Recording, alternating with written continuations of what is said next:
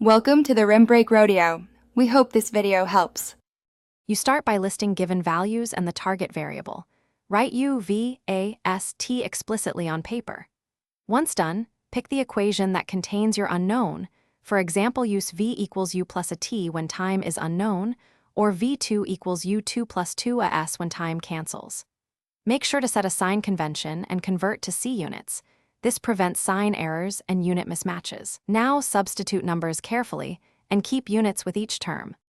Once you have the right equation, rearrange algebraically to isolate the unknown.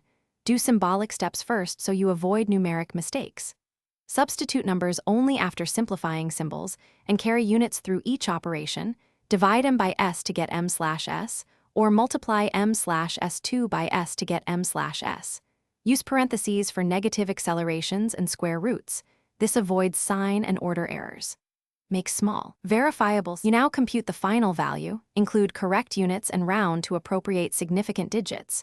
Report direction if vector. Once done, cross-check with a different equation or test a limit case.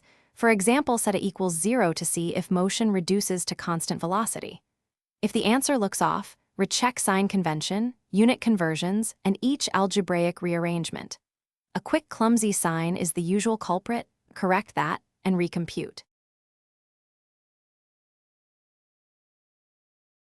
Thanks for watching. Consider subscribing if we helped you.